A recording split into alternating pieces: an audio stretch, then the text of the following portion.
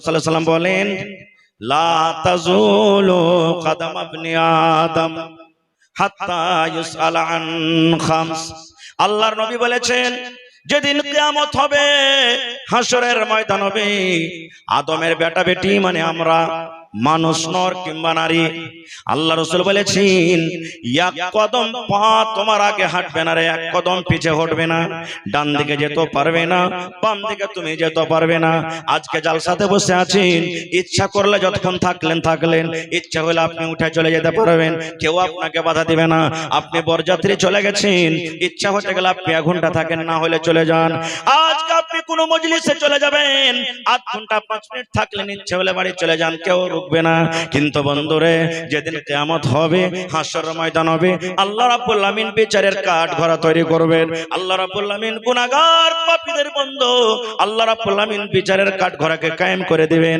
ওই দিন নবী বলেছেন, আদমের বেটা বেটি নমাজি হোক কিংবা বেনমাজি হোক, ওরে আল্লাহ, দুনিয়ার সমস্ত মানুষের জন্য নবী বলেছেন, আদমের বেটা বেটি নর কিংবা নারী 1 কদম পা আগে বাড়তে পারবে না, 1 কদম পা পিছে হটতে পারবে না, 1 কদম পা ডান দিকে দিতে পারবে না, 1 কদম পা বাম দিকে দিতে পারবে না। কতক্ষণ পারবে না? হাত্তা ইসআলা আন খামস, যতক্ষণ পর্যন্ত মানুষ 5খানা সওয়ালের জবাব না দিবে। কয়খানটা সওয়াল? জোরে বলেন, আরো জোরে বলেন। 5টা সওয়াল। বলবেন হাজী মাওলানা সওয়াল কি? জানতে হবে না আমাদেরকে, সে সওয়ালগুলো কি হবে জানতে হবে না ভাই? আজকে আমার আপনার ছেলে বিপিএসসি পাস করে চাকরি হয়ে গেছে, কত লোক স্কুলে মাস্টারি করছে, কত রকম কি করছে, যার প্রশ্ন লুকিয়ে ছিল, কিতাব পড়েছে, কিতাব পড়ার পর পরীক্ষাতে বসেছে, পাস হয়েছে, চাকরি হয়েছে। কিন্তু বন্ধুরে, আজকে আল্লাহ তাবারক ওয়া তাআলা 1400 বছর আগে আমাদেরকে কোরআন দিয়েছেন, কোরআনের ভিতরে কি লেখা আছে এখন পর্যন্ত আমরা জানতে পারলাম না। খুব সুবহানাল্লাহ। এই তো আমরা মুসলমান। নবী বলেছেন, 5খানা সওয়াল হবে রে উম্মত, 5খানা তোমাকে প্রশ্ন হবে। 5খানা প্রশ্নের মধ্যে 1 নম্বর আল্লাহ রাব্বুল আলামিন জিজ্ঞাসা করবেন, আন উমারিহি ফিমা আফনাহু। ওরে সুবহানাল্লাহ, নবী বলেছেন, আন উমারিহি ফিমা আফনাহু। আল্লাহ বলবেন, আমাকে বলবেন, আল্লাহ আপনাকে বলবেন, আল্লাহ আব্দুল জব্বারকে বলবেন, আল্লাহ সলেহা জায়েদাকে বলবেন, গোটা পৃথিবীর মানুষকে আল্লাহ বলবেন, বান্দারে তোমার জীবনের হিসাবটা তুমি দিয়ে দাও।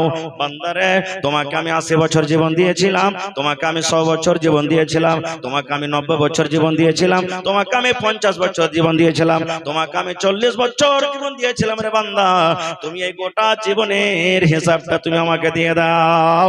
এই জীবনটা তুমি কোথায় কাটিয়েছো? আজকে কয় তারিখ? জোরে বলেন।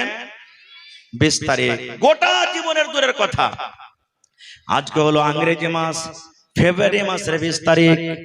1 তারিখ থেকে নিয়ে 20 তারিখ পর্যন্ত যদি আপনাকে আমি বলি, কিংবা আপনি আমাকে বলেন, মাওলানা গোটা জীবনের দূরের কথা, এই 20 দিনকার হিসাবটা আপনি দিয়ে দেন।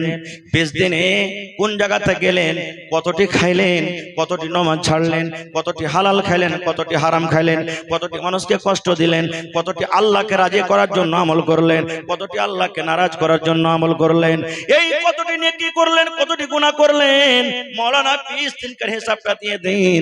এরে মুসলমান, আমাদের ক্ষমতা নাই এই 20 দিনকার হিসাবটা দিয়ে দেব।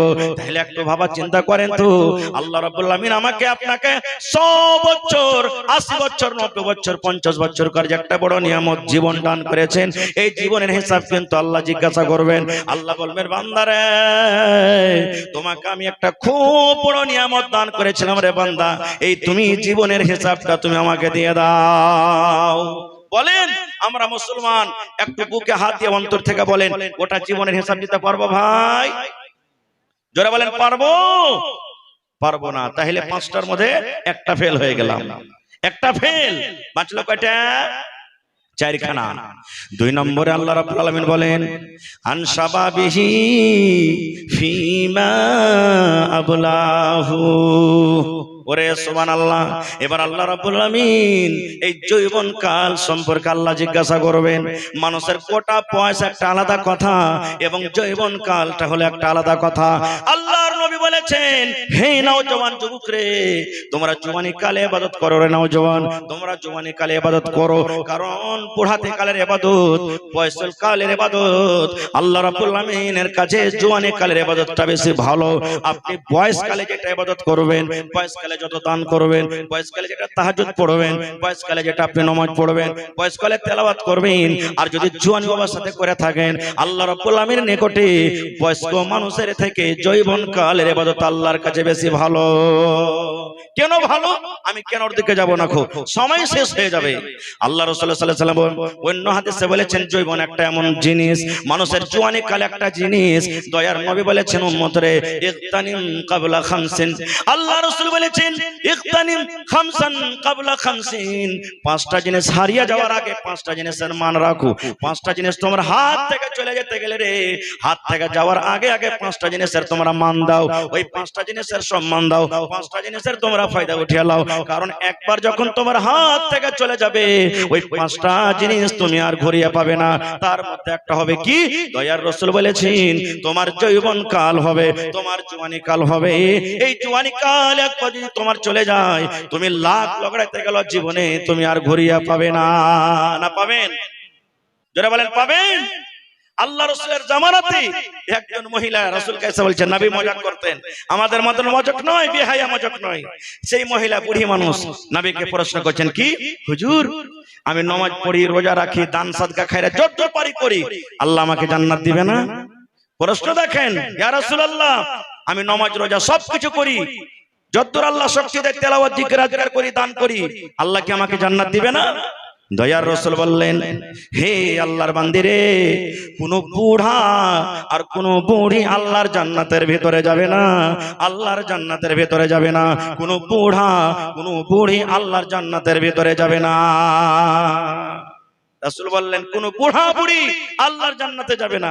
মহিলা লাগতেন কানতে, আল্লাহ কি হলো, কি হলো আল্লাহ, আমার নামাজ রোজা তাহলে সব বেকার হয়ে গেল নাকি? আমার বয়স চলে গেল? এবার মুখখান ছোট বড় হয়েছে, এবার কান্না মান্না যখন হয়েছে, নবী দেখলেন এই কান্দে যাবে। আল্লাহ রাসূল বললেন, আল্লাহর বান্দিরি, আমি বললাম কোন বুড়া কোন বুড়ি জান্নাতের ভিতরে যাবে না, এটা সত্য কথা। কারণ আল্লাহ রাব্বুল আলামিন মানুষকে যখন জান্নাতের ভিতরে জান্নাত দান করবেন, মানুষেরা জান্নাত যখন যাবে, ওরে সুবহানাল্লাহ, ওই টাইমে ও সময়তে মানুষের বয়স কিন্তু বুড়া থাকবে না। মানুষ যৌবনের হালাতে, মানুষ যৌবন কাল 18 বছর, 20 বছর, 25 বছর কালে যৌবন কাল নিয়ে জান্নাতের ভিতরে যাবেন। নারে তাকবীর! হয়নি, হবে না, হতে পারে না, আমার নবীর সাথে কারো তুলনা। হয়নি, হবে না, হতে পারে না, আমার নবীর সাথে কারো তুলনা। হায়রে তুলনা তো দূরের কথা, ছায়াও মিলে না। হয়নি, হবে না, হতে পারে না, আমার নবীর সাথে কারো তুলনা। হয়নি, হবে না, হতে পারে না, আমার নবীর সাথে কারো তুলনা। সকল নবী রাসূল ছিলেন খোদার দিওয়ানা, দো নয়নে দেখব খোদা ছিল তামান্না। আরে মোর নবীকে ডেকে নিলেন, আরে মোর নবীকে ডেকে নিলেন, দেখবে রব্বানা। হয়নি, হবে না, হতে পারে না, আমার নবীর সাথে কারো তুলনা। হয়নি, হবে না, হতে পারে না, আমার নবীর সাথে কারো তুলনা। ইউসুফকে দেখে যারা আঙ্গুল কেটেছে, তারা কে আমার নবীর রূপ দেখেছে। ইউসুফকে দেখে যারা আঙ্গুল কেটেছে, তারা কি আমার নবীর রূপ দেখেছে? আরে দেখতো যদি কেটে দিত, আরে দেখতো যদি কেটে দিত কলিজাখানা। হয়নি, হবে না, হতে পারে না, আমার নবীর সাথে কারো তুলনা। হয়নি, হবে না, হতে পারে না, আমার নবীর সাথে কারো তুলনা।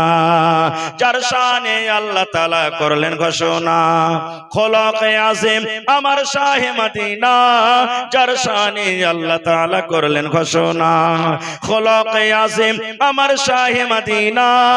মুসলমান নবী ছাড়া কিছুই মানে না, মুমিনে কোরআন ছাড়া কিছুই বুঝে না, হয়নি হবে না হতে পারে না, আমার নবীর সাথে কারো তুলনা।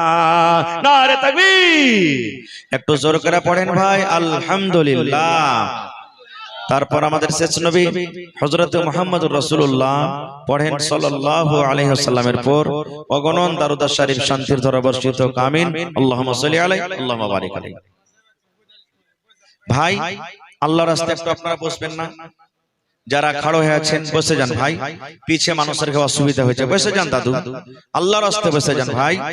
আপনার পিছে যারা আছে ওরা কত অসুবিধা, ওরা জায়গা পেন, আপনারা বসে যান, ওরা আসবে তো দেখা দেখে বসবে, আপনারা বসে যান ভাই। নেক কাম, আপনি যদি নেক কামের জন্য বসে যান, আপনাদের দেখা দেখে যত বসবে আপনাকে আল্লাহ তাবারাক ওয়া তাআলা নেকি দান করবেন। এটা হলো মজলিসের আদব, যে যখন দিনের কথা শুনবেন তো বসে শুনে, একটু বসে যান, আল্লাহর রাস্তায় একটু বসে যান ভাই।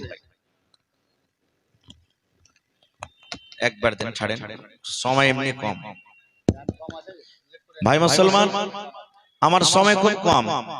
একটা গল্প মনে পড়লো আমার, এটা হাদিস কোরআনের কথা নিয়ে গল্প। মাগরিবের নামাজ চালু হয়েছে, মাদ্রাসার এই ধরনের একটা মাদ্রাসার একটা ছোট্ট ছেলে, গ্রামের লোক বলছেন যে ওস্তাজি তুমি নামাজটা পড়িয়ে দাও তো মাগরিবের।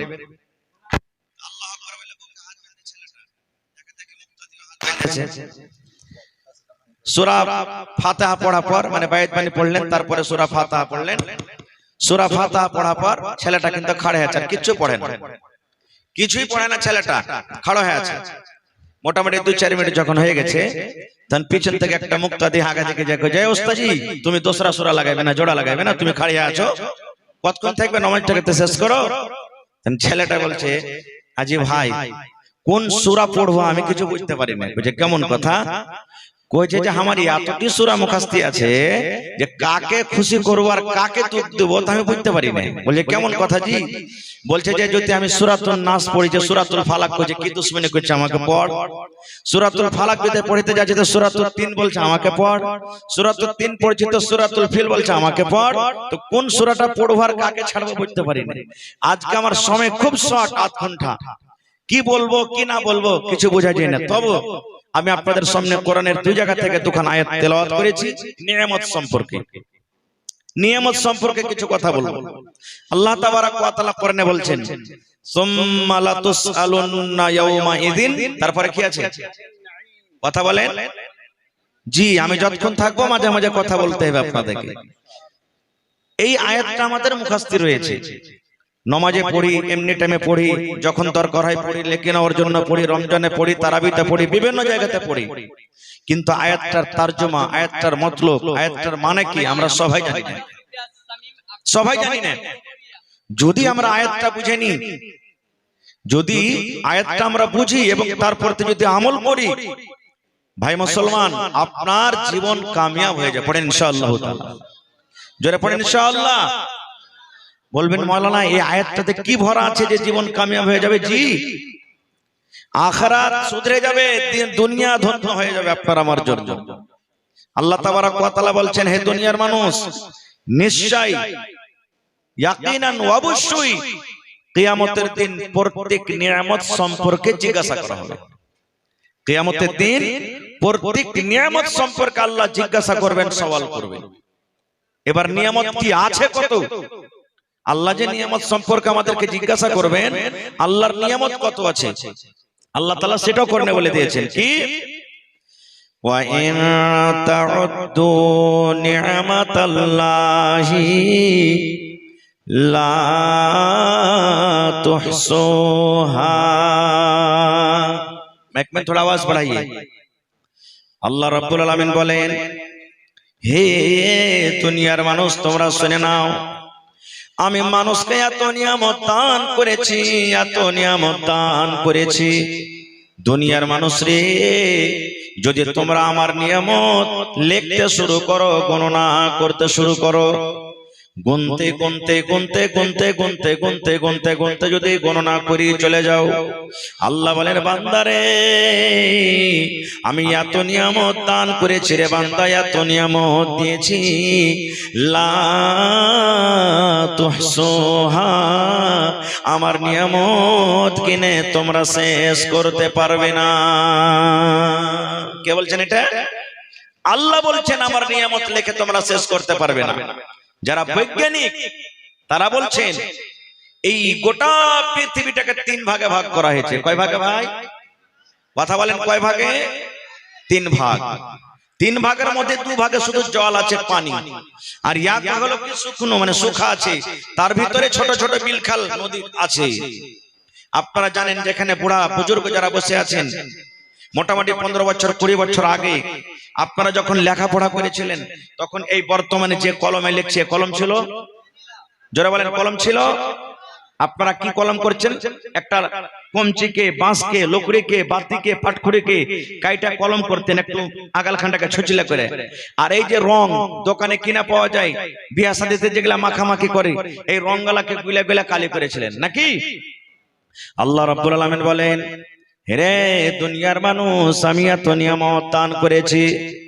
আল্লাহ বলেন গোটা পৃথিবীতে যত গাছ আছে রে বান্দা, সমস্ত গাছকে কেটে কেটে কেটে কেটে কেটে যদি তুমি কলম তৈরি করো রে বান্দা, কলম তৈরি করো।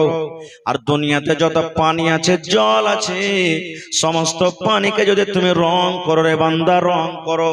আর যদি আমার নিয়ামত লিখতে শুরু করো, আল্লাহ বলেন বান্দারে গোটা পৃথিবীর গাছ লিখতে লিখতে কলম করে শেষ হয়ে যাবে, ক্ষয় হয়ে যাবে।